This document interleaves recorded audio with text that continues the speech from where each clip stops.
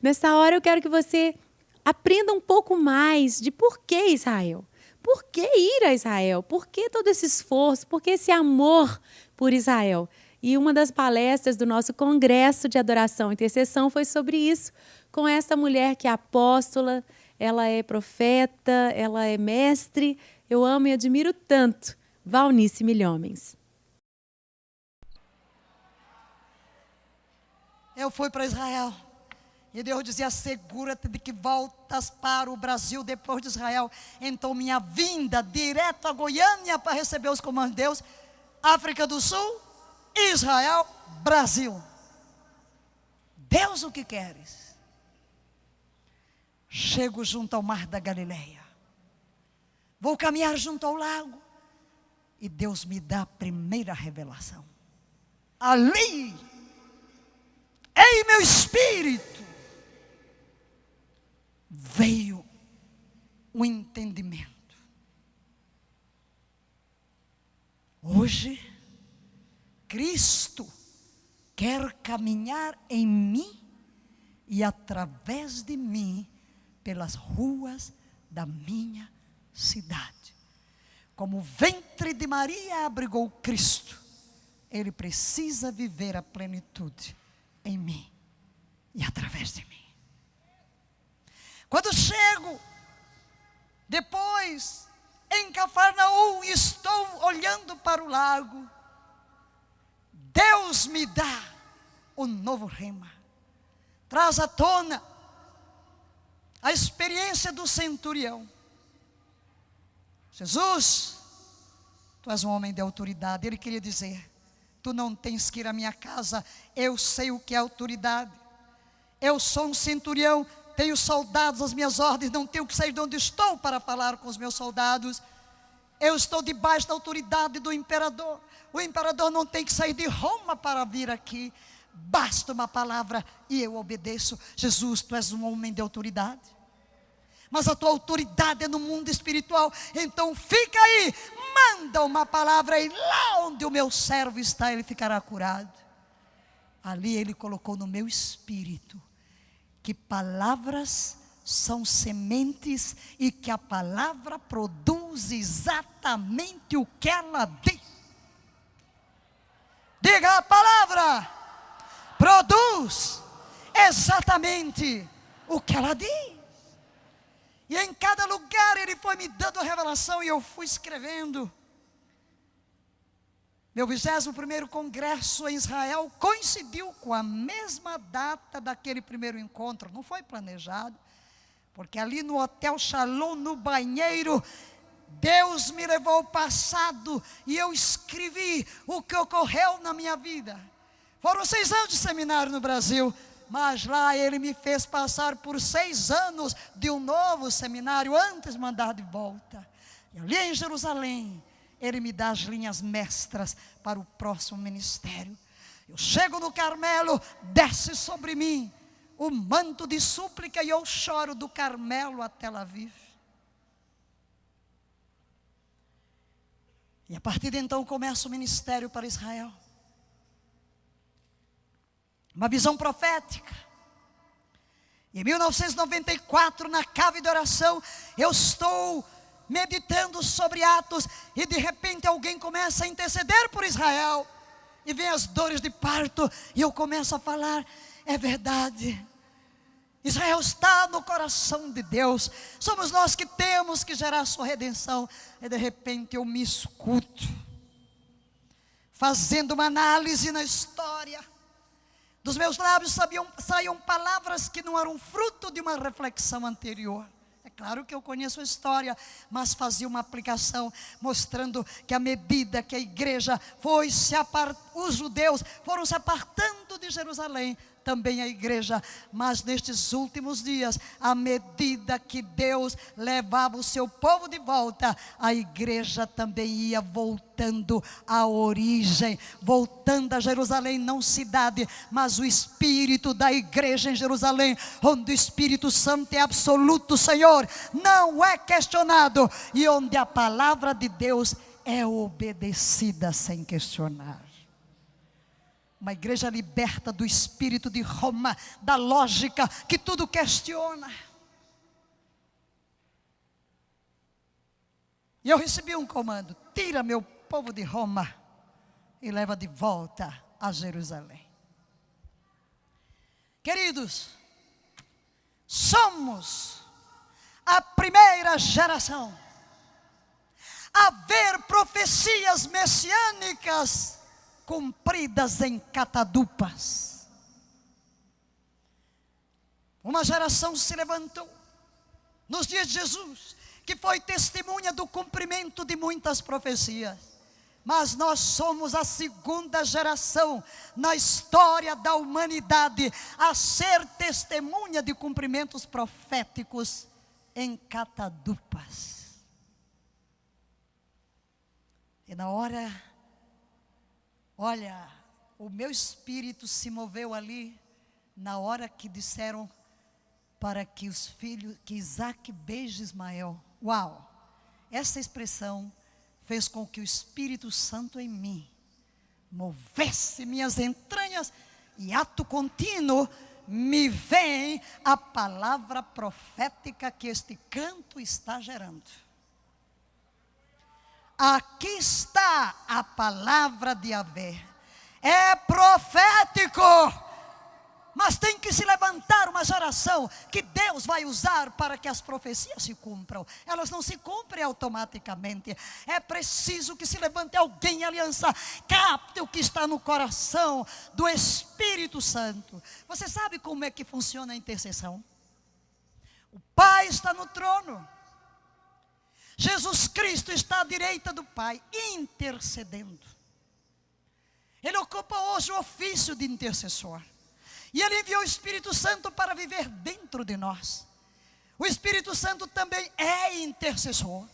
Mas como Deus deu a terra aos filhos dos homens, Ele procura um filho do homem para tapar a brecha.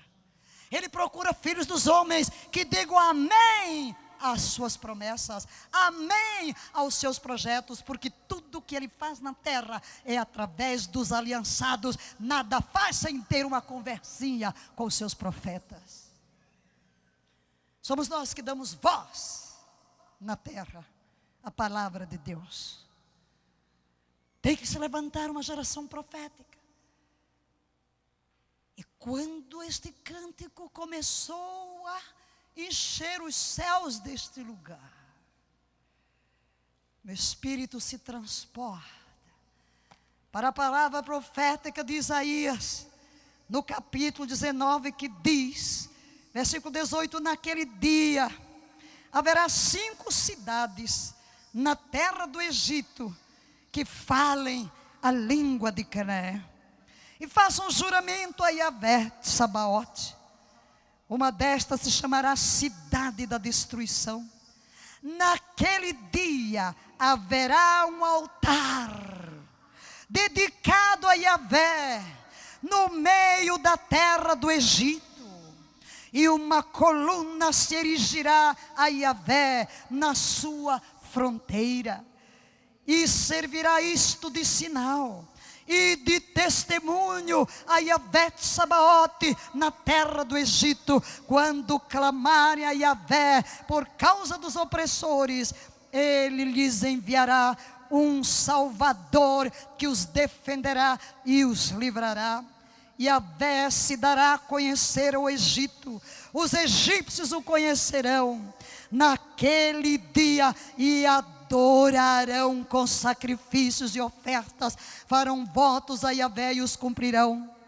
E naquele dia haverá uma estrada do Egito até a Síria, o Irã, o mundo árabe.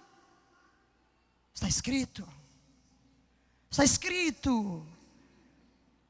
E os egípcios irão à Síria, e os egípcios adorarão com os assírios.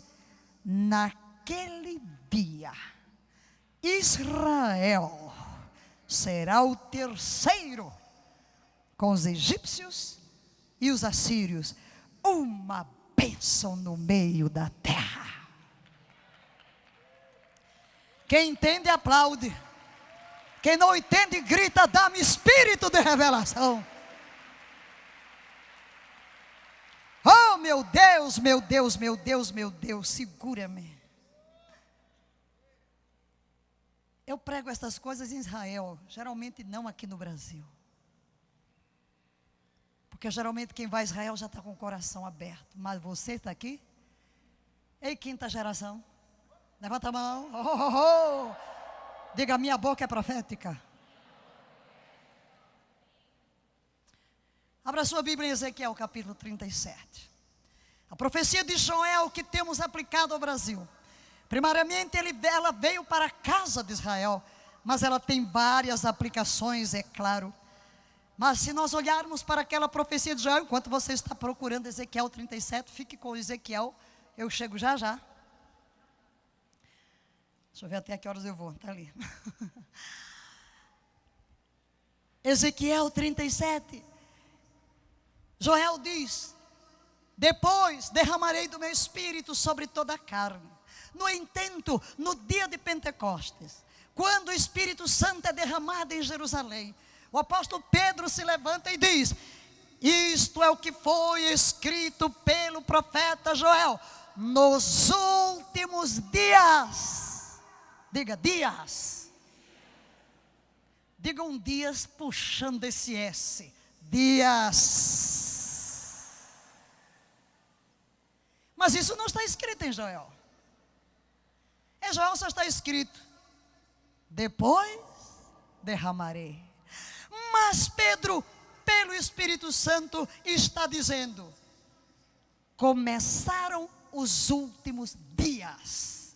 Joel diz que é para pedir chuva, na estação das chuvas, chuva temporã, e a chuva serôdia, fala de um período, é uma estação em que chuva estará caindo.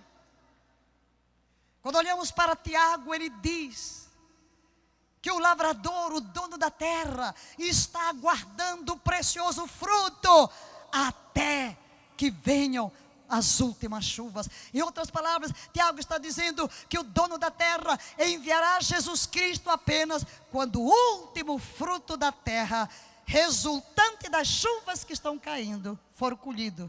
Que frutos? Filhos para Deus. A palavra é a semente. A semente é uma pessoa. Esta pessoa é Jesus. No dia de Pentecoste, as sementes são plantadas. E o Espírito Santo vem e faz chover. Começou ali a estação das chuvas. Filhos nasceriam para Deus até terminar a estação.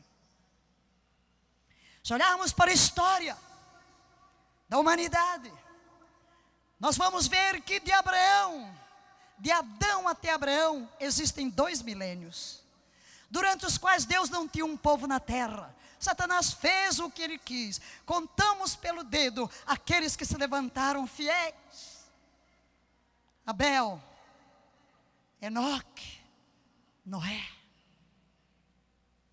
Mas Deus toma Abraão e confere a ele e à casa de Israel a missão de anunciar a todos os povos que Yahvé é o único Deus. Satanás teve 2000 anos. E o salmista diz que um dia para o Senhor é como 1000 anos, e 1000 anos para um dia, como um dia. Pedro confirma o salmista e diz a mesma coisa. São dias proféticos. Deus deu a terra aos filhos dos homens por 6 dias proféticos. Jesus conta uma parábola que o dono da terra arrendou a vinha, há um contrato de arrendamento sobre a terra. Nós não estamos aqui para sempre, há um contrato de arrendamento. Deus entregou a terra aos filhos dos homens por um período. Chegará o momento em que Ele mesmo virá e assumirá o completo controle. Nós estamos à beira disto, queridos. E o que está acontecendo aqui, se entendem ou se não entendem, eu não sei. Mas esta ida do diante do trono a Israel é um cumprimento profético. Há uma nuvem profética descendo sobre este auditório. Há um manto profético sendo liberado sobre esta assembleia, sobre esta nação.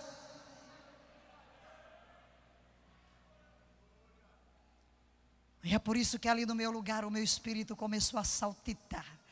E o espírito profético me começou a mexer aqui, que eu não tenho saída.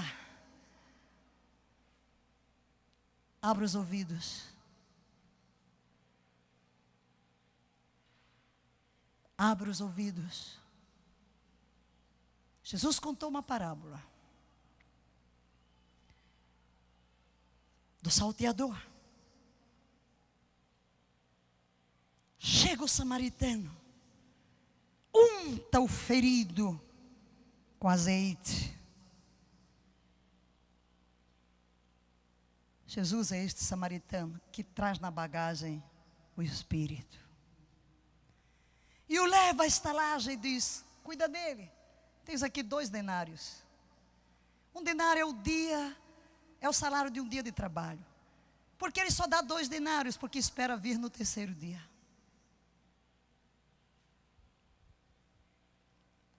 Adão a Abraão, 2 dias proféticos. Abraão a Cristo, 2 dias proféticos. Terá a igreja mais do que 2 dias proféticos?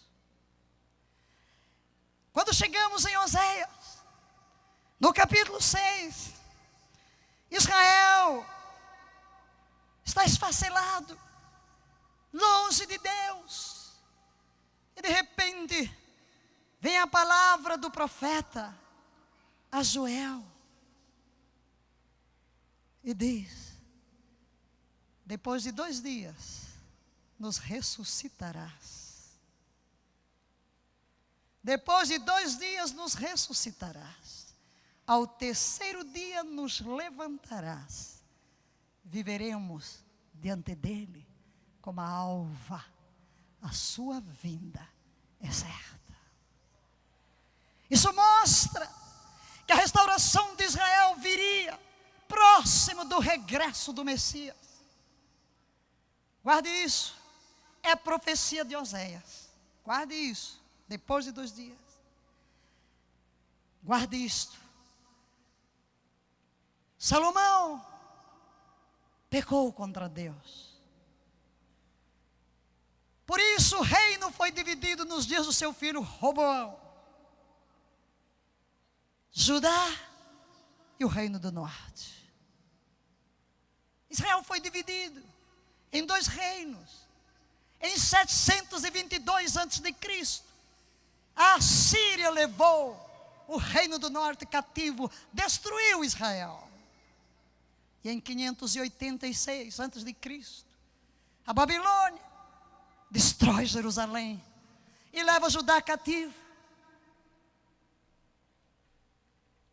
Somente com os macabeus Israel voltou a ser uma nação, não Israel, mas Judá. Mas quando vieram os romanos em 62 a.C., acabou com a soberania de Judá. Desde 62 a.C. até 1948, não houve um povo judeu soberano. Mas a profecia diz: depois de 2 dias nos ressuscitarás. E se eu somar 62 a 1942, eu tenho aí por volta de 2 milênios, o que equivale a 2 dias proféticos. Não esqueci Ezequiel. Cheguei. Esse texto é a cara de Israel. E por que que o Espírito começou a se mover em mim? Porque tem uma partezinha final, que será você e eu, pela nossa intercessão, que vamos gerar. E se nós somos habilitados a conquistar o Brasil para Cristo, usando a estratégia do jejum, da oração, da intercessão profética, dos decretos, das proclamações, da adoração em santidade, nós tomaremos qualquer nação do mundo.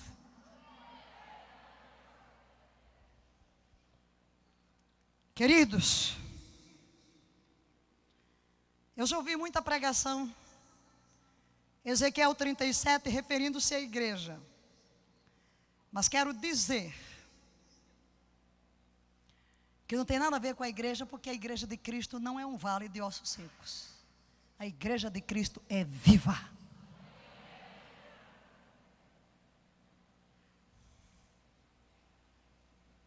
Veio sobre mim a mão de Yahvé. Ele me levou no espírito de Yahvé e me pôs no meio do vale que estava cheio de ossos, e me fez andar ao redor deles, e eis que eram muito numerosos sobre a face do vale, e eis que estavam sequíssimos. Diga, ossos secos, numerosos, vala. Guarde esta visão de Ezequiel. Eu vou começar a dar datas para você, que você pode colocar aqui na Bíblia, tá? Você vai dizer, cumpriu-se nesta data, cumpriu-se nesta data, e essa parte é minha, sou eu que tenho que cumprir. Então, diante do trono já vai, em nome de Yoshua HaMashiach, o Messias de Israel, mediante a autoridade profética sobre a minha vida, eu comissiono o diante do trono, com muito profético, nessa viagem, para liberar sobre os céus de Jerusalém uma unção de redenção.